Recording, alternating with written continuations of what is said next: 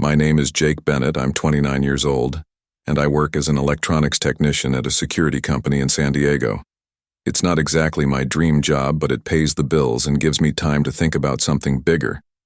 My family has always done well in real estate here in California. My parents built a commercial property empire over the course of 3 decades.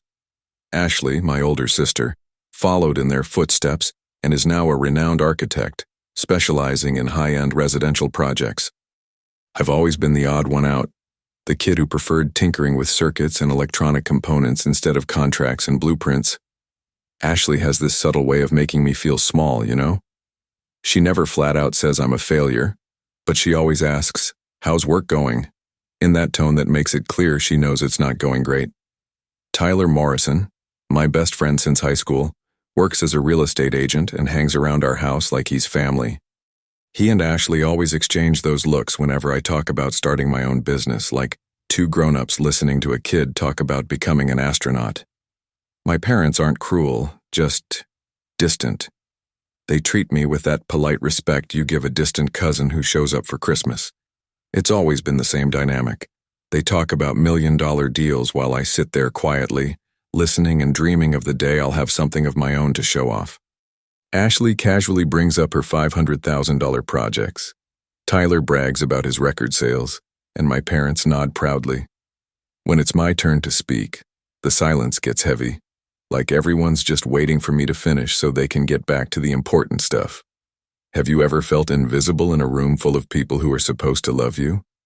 That's exactly how I feel at every family dinner. But all of that was about to change, even though I didn't know it yet. Tyler gave me a hug when I closed the gas station deal. I thought it was genuine support. Turns out it was a calculated goodbye. It was on a Thursday in March when Tyler showed up at my place with that familiar smile I'd known since high school. He said he had a proposal, something that might be exactly what I'd been looking for. An abandoned gas station on the outskirts of San Diego, near the coast, that the owner wanted to sell fast for just $15,000. "It's a steal, Jake," he said, showing me photos on his phone. "The guy needs quick cash, and you've always talked about owning your own business." The place looked promising. Great location, solid structure, just needed a few repairs. Tyler assured me he knew the area and that this was a solid investment. When I told my family about the opportunity, the reaction was exactly what I expected. Ashley laughed that usual laugh of hers, shaking her head like I was a kid suggesting we sell lemonade on the corner. "Jake, you don't know anything about running a gas station," she said, not even trying to hide the disdain. My parents exchanged that look that meant, here he goes again with one of his crazy ideas. Tyler was at dinner and surprisingly defended me. "I think Jake's right," he said, putting a hand on my shoulder. "Sometimes you've got to take risks to get something big." In that moment, I felt grateful that at least one person believed in me. I had no idea I was about to learn the true meaning of betrayal. Because when I called Tyler the next day to finalize everything, I found out his number no longer existed. After Tyler disappeared, I spent 3 days just staring at the gas station paperwork spread across my kitchen table. My family didn't say, "I told you so," but their silence was louder than any criticism. Ashley walked past me in the kitchen and just shook her head, like she was watching a car crash in slow motion. My parents completely avoided the topic, treating the whole situation like I'd caught some kind of contagious disease. But you know what happens when you've got nothing left to lose? You stop asking for permission and start taking action. I grabbed my tools, packed everything into the car, and drove out to that abandoned gas station for the first time, as its owner. The place was worse than the photos Tyler had shown me. The paint was peeling off the outside walls, 2 of the gas pumps were rusted beyond repair, and there was trash scattered all over the property. But when I stepped inside the main structure, something caught my attention. The gas station was way bigger on the inside than it looked from the outside, and the floor sounded different in some areas, hollow, like there was empty space underneath. I started cleaning up and organizing, getting to know every corner of that forgotten place. YouTube became my teacher. I learned how to fix basic plumbing, replace simple electrical wiring, and patch up small holes in the walls. With each day I spent alone there, I felt more and more connected to that rundown place. It was during the second week of working on the station that I started noticing strange things about the building. There was a wall in the back that looked newer than the rest of the construction, like it had been added later. The floor in that area had a different tile pattern, and when I tapped it with a hammer, the sound was completely different from the rest of the floor. My experience with electronics taught me to pay attention to details, and something here didn't add up. I started measuring the building's interior and exterior dimensions, and that's when I found the discrepancy. The gas station was at least 10 feet deeper on the outside than it was on the inside. Have you ever had that feeling like you're about to discover something big but you don't know exactly what? That's how I felt every time I looked at that strange wall. I decided I was going to dig deeper, literally. I borrowed some heavier tools and started examining every inch of that suspicious structure. It wasn't just curiosity. It was an almost obsessive need to understand why Tyler had sold me that specific place. Maybe he knew something I didn't. Maybe that betrayal was actually a disguised favor. Or maybe I was just trying to find justice in what was really just coincidence. But when I found the first real clue that something was hidden there, I knew my life was about to change forever. During the first few days of cleaning up the gas station, something about the back wall started bothering me in a way I couldn't shake. At first, I thought it was just exhaustion piling up, or maybe my mind playing tricks on me after so many hours alone in that place. But the more I looked at it, the more obvious it became that something was off. The paint was a slightly different shade from the rest of the building. Lighter, like it had been added years after the original walls. The finish didn't match, and in some spots it looked duller, like someone had tried to cover something up. My experience with electronics taught me to notice when things don't fit, and that wall definitely didn't belong. By the second week, my curiosity turned into a systematic investigation. When I leaned a ladder against the wall, the texture felt totally different, soft, with tiny imperfections like plywood, while all the other walls were rough, cold masonry.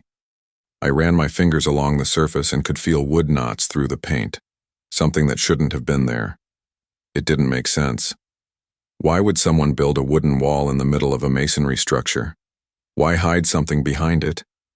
Every touch revealed more inconsistencies that fueled my growing suspicion that something important was being deliberately concealed. It was during a repair job that the suspicion turned into certainty. I accidentally hit the wall with a hammer, and the sound echoed, hollow like there was an empty space behind it. That sound had no business being there. The idea that something was hidden behind that surface made me restless, and my brain started racing to figure out what it could be. Each hammer strike seemed to reveal more about the mystery hiding behind that false wall. The persistent echo confirmed what my gut had been telling me. There was definitely a hidden space waiting to be uncovered. I tested every other wall for comparison. They all gave off that solid, muffled thud typical of masonry. But not this one. This wall was different. Very different. I started tapping systematically along different points, and the hollow sound stretched across the entire surface like it was guarding a secret. The consistent hollowness wasn't some construction defect. It was intentional. And with every test confirming my theory, my determination to uncover the truth only grew stronger.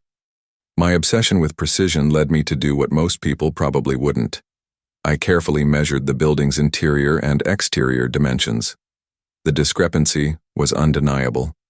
The gas station was nearly 10 feet deeper on the outside than it was on the inside, and that detail couldn't be ignored. That difference pointed directly to a hidden space, something that wasn't part of the visible structure, and it only intensified my curiosity and drive to get to the bottom of it. Numbers don't lie, and that architectural anomaly confirmed everything I'd been suspecting. There was no way a difference that big was an accident. Someone had deliberately created a secret space, and that gap lined up exactly with that suspicious wall. I spent sleepless nights thinking about it, doing calculations, revisiting every detail, trying to find a logical explanation. Every attempt to figure out what could be hidden only left me more intrigued, but none of my theories seemed to fit. The mystery and lack of answers only deepened my obsession and my need to know what was behind that wall. It felt like the building itself was keeping a secret, and I was the only one who noticed. My precise measurements confirmed that 10 feet of space simply didn't exist in the interior layout. 3 weeks had passed, and I was completely obsessed with that anomaly. I tried everything, scraping the paint to see what was underneath, pushing on different parts of the wall, even digging into the property's history at the local library. Nothing. Tyler's betrayal echoed in my mind, tangled up with my family's laughter and my own sense of failure. I was alone in that place, chasing ghosts and crazy theories. But I couldn't let it go. Every method I tried to solve the mystery seemed to hit a dead end, but my gut kept telling me I was on the right path. My determination grew stronger every day, even in the face of silence and lack of answers. I knew something important was hidden there, and I couldn't just walk away. That feeling of being on the verge of a major discovery kept me going, even when everything seemed to be working against me. The loneliness in that place only fueled my need to prove I was right. Each day without progress only fed my obsession, like the mystery itself was daring me to keep going until I found the truth. Then came a Thursday afternoon that changed everything. I was trying to fix a leaking pipe near the suspicious wall and nothing was working. The wrench kept slipping, the connection wouldn't seal, and I was dripping with frustration. The anger started to build. Anger at Tyler, at my family, at myself for believing this could actually work. In a moment of total desperation, I grabbed the hammer and slammed it into the wall with everything I had. Not to investigate, just to let out weeks of bottled-up frustration. All the tension and disappointment exploded in that single, violent strike. What happened next changed my life forever. The impact was way harder than any of my earlier cautious attempts, and part of the wall gave way with a dry crack. A dark gap opened up before my eyes, and cold air rushed out, carrying a metallic smell I hadn't noticed before. My heart stopped. My hands trembled as I held the hammer, staring at the opening that looked like a portal to another world. Have you ever had that feeling like your life is about to change completely? That's exactly what I felt in that moment. The air coming out of the gap was different, heavier, like it had been trapped for decades. I grabbed my flashlight and aimed the beam into the crack. What I saw left me speechless. Metal steps leading down into darkness and solid concrete walls that looked like they were built to last for centuries. The atmosphere was heavy, and the deep silence of that place seemed to carry stories no one was ever meant to hear. I felt a mix of fear and fascination, knowing I was standing at the edge of something far bigger than I could imagine. It was like I had found an entrance to another world, hidden away for decades. The beam of light only revealed the first few steps, but it was enough to confirm that this wasn't just some hollow space. It was a substantial, deliberately constructed structure. This wasn't just an empty room. This was a hidden installation, built with purpose and sealed away for years behind that fake wall. I sat down on the dusty gas station floor and tried to process what I'd just uncovered. This was so much bigger than I ever imagined. So much more important.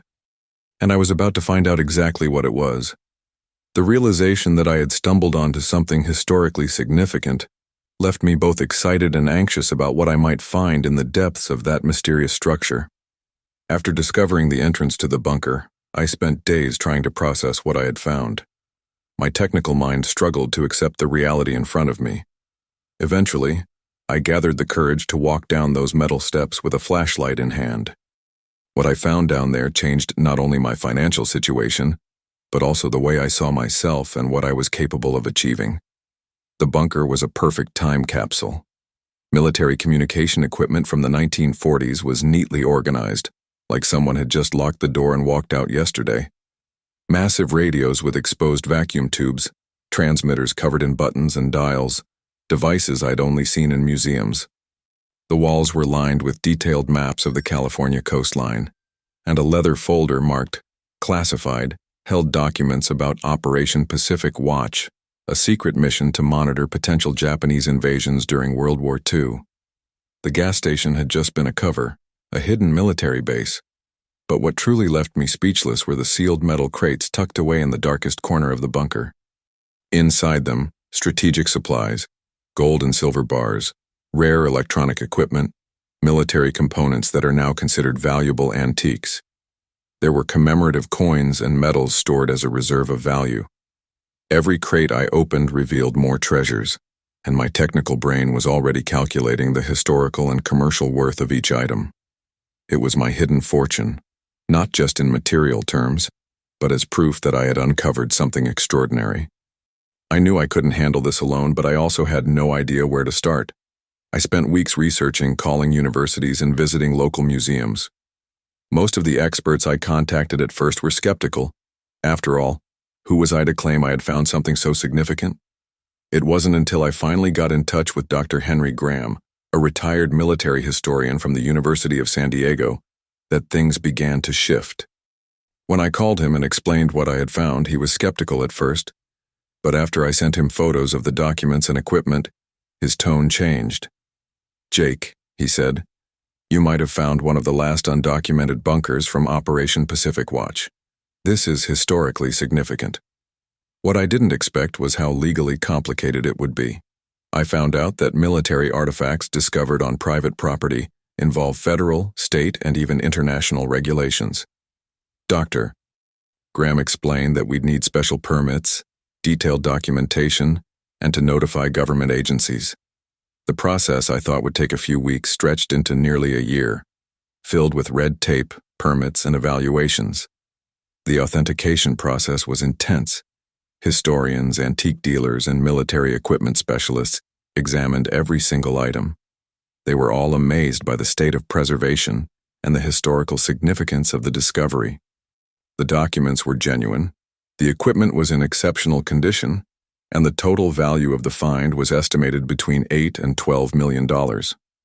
But more important than the money was the recognition. I had made a real archaeological and historical discovery. With the proceeds from selling about 60% of the items, I transformed the station into the Pacific Heritage Museum, a cultural center dedicated to the military history of the West Coast during World War II. The bunker was preserved exactly as I had found it, becoming the museum's main attraction. The local press covered the story, and soon national outlets were picking up on it too. The story of the technician who discovered a hidden military treasure. The transformation went far beyond financial. I was no longer Jake Bennett, the frustrated tech guy the family always overlooked.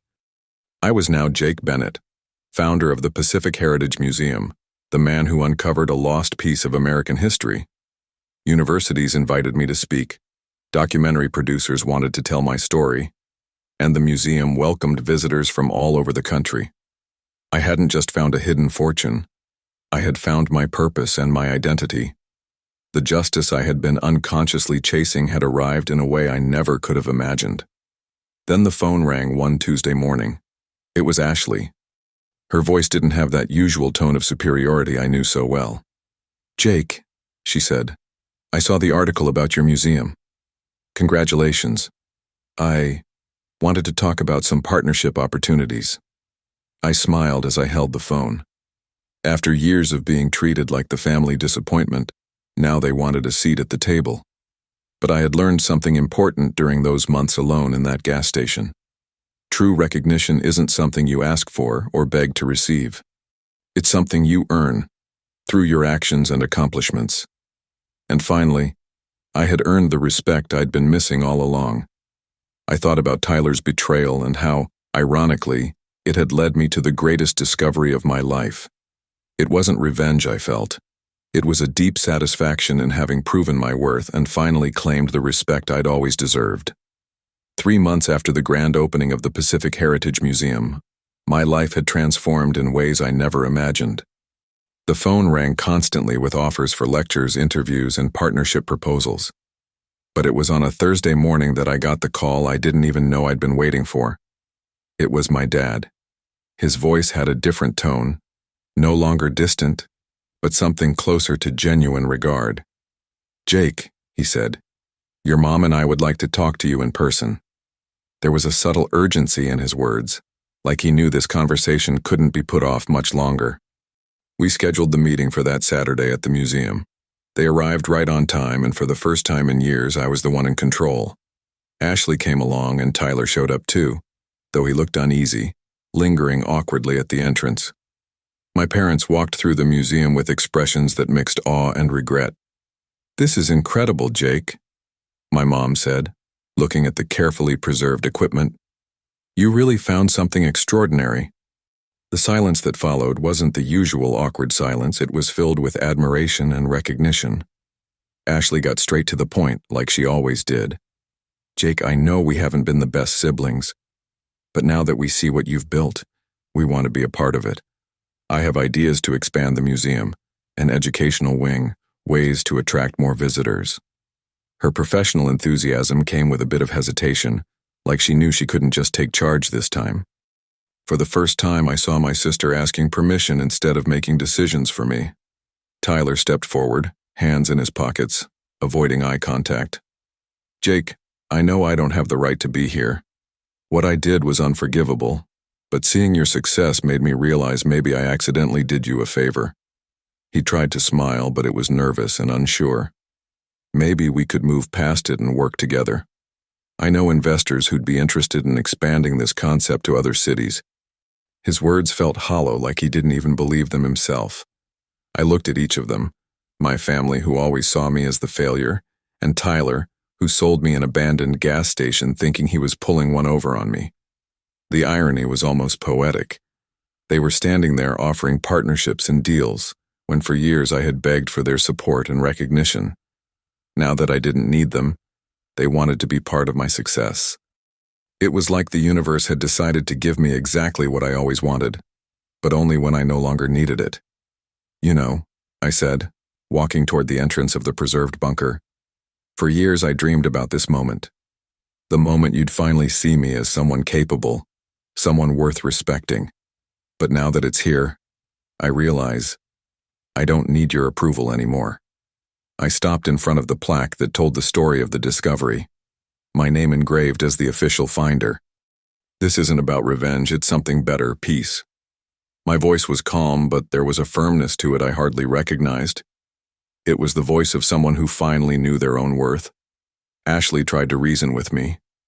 Jake, we're family.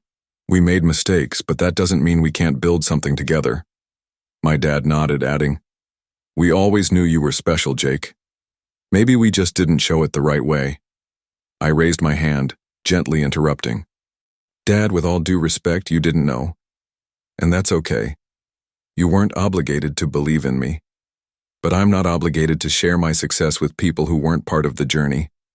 I saw something shift in his eyes, maybe the first time he truly saw me as an independent adult. I explained my decision with calm confidence. The Pacific Heritage Museum would remain my project, my vision, my responsibility. I had learned to value the independence I fought for, and I wasn't about to give it up. You're welcome here as visitors, as family, but as partners? No. This is my hidden fortune, and I built it on my own. Tyler lowered his head, realizing there was no way back. Ashley looked stunned, like she couldn't accept being turned down. My parents showed something I'd never seen from them before, genuine respect for my decision. Funny how a polite no can be more powerful than any angry confrontation. As they left that afternoon, I sat alone in the quiet bunker and reflected on everything.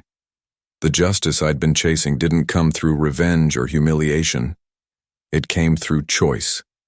The power to decide who gets to be part of my life and my success. Tyler betrayed me, but that betrayal led to the greatest discovery of my life. My family overlooked me, but their indifference taught me to value my own opinion above all. In the end, they all gave me exactly what I needed to become who I am. Someone who doesn't need anyone's approval to know his worth. There was a strange beauty in realizing that the people who hurt me the most also helped me grow the most. I spent the night thinking about everything I'd lived through. The feeling of freedom and strength was new, but well earned. It wasn't about closing doors. It was about opening the right ones. That museum, that bunker, that story, that was my legacy. And I was ready to move forward without looking back, knowing that real respect comes from within, not from others. The confrontation was over, but the journey continued, and I was stronger than ever. For the first time in my life, I felt completely at peace with who I was, and with every choice I had made. The museum finally opened its doors to the public, and the response was far greater than I ever expected. People of all ages came to discover the story hidden beneath the old gas station, and I felt a deep sense of fulfillment sharing that legacy. Every smile and every curious look reminded me that my journey wasn't just about finding treasure. It was about connecting generations and inspiring the future. This experience taught me that the true meaning of life lies in the small daily victories that shape our character and our story. In the quiet moments inside the bunker, I reflected on everything I had been through. The road was long and full of challenges, but each obstacle made me stronger. I learned that true justice doesn't come from getting even. It comes from finding peace within yourself and moving forward with dignity. The respect I earned was born from my persistence and courage, not from external validation. Every step of this journey reinforced the power of perseverance and belief in yourself. My family was still around, but in a different way. They were no longer distant or critical, but visitors who now recognized my worth without needing to say a word. Ashley, Tyler, and my parents had found their place in that space, not as owners, but as part of the story I had built. And I finally felt whole, knowing I had transformed pain and betrayal into something greater. I learned that real value lies in the connections we build and the stories we choose to share.